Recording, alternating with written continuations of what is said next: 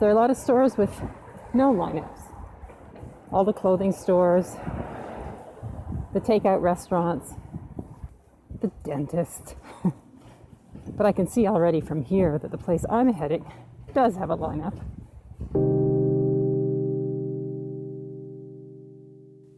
The shopping list is different now. How much? What type? What can we freeze? What happens if we need to stay inside for 2 weeks solid?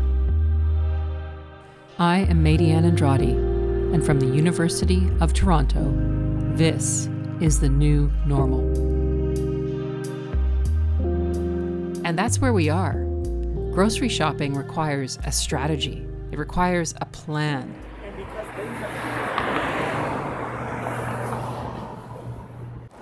Actually, it's not too bad. Only about, 6 people in line. So the grocery store opened at 8. I was there by about, 7:45, along with 4 or 5 other people, all respectfully staggering ourselves across the sidewalk. Nicely spaced. So I'll just join the back here. No, you please. That's fine, thank you.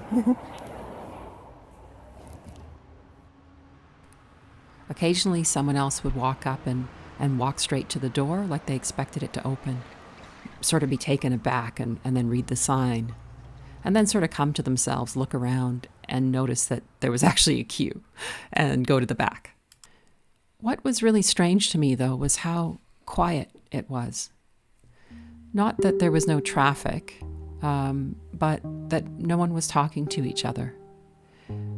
Many people were wearing masks, and I know sometimes when you can't see if someone's smiling or if their voice is muffled, it makes it hard to talk. But it wasn't just that. It was almost like we were afraid that conversation would spread the virus.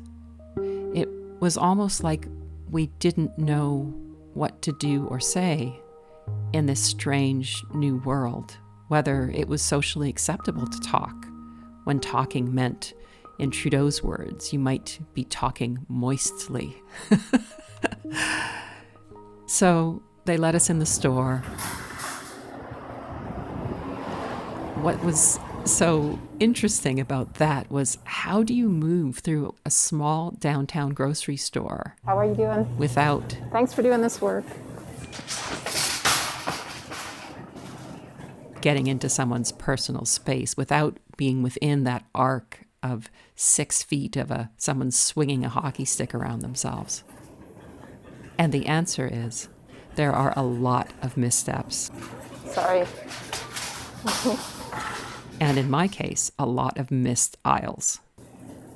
The section where all the vegetables are, which I definitely need, is packed with people, as well as someone stacking the shelves. I'll try to remember to come back. Okay, I don't know if there's any way to get back to the vegetables. Because you start down one aisle and realize, someone's coming the other way. Sorry. I'll go this way. What do I do? It's not always clear what you do. And again, what was so strange is that for most of this, people were completely silent.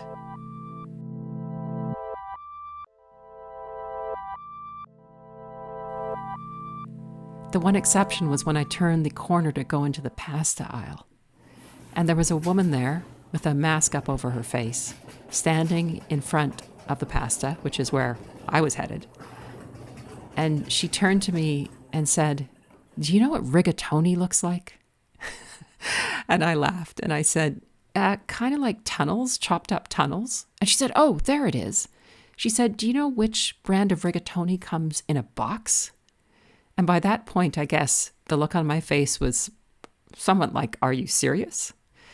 And she said to me, "I'm shopping for a neighbor."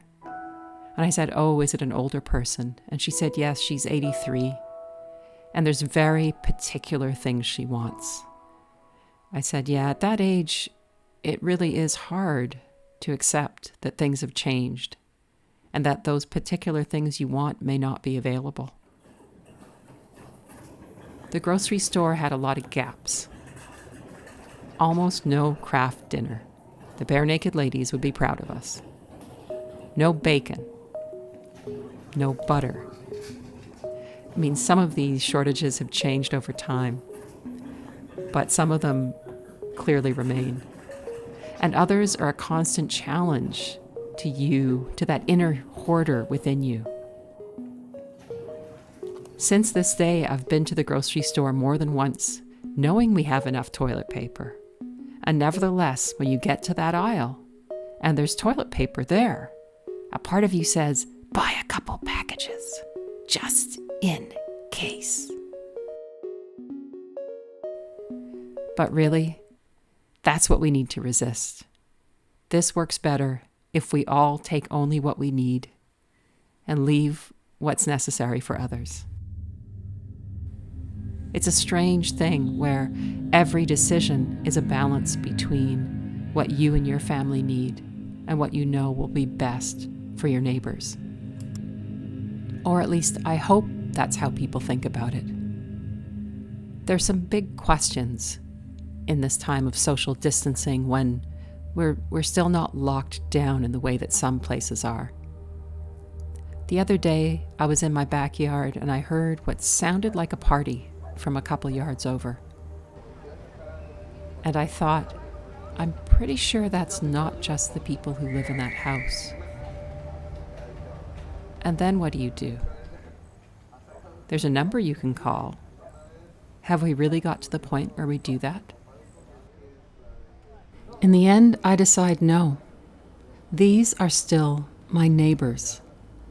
If I need to, I'll knock on the door, stand back 6 feet, and just talk to them. I'm Maydianne Andrade, and this is the new normal.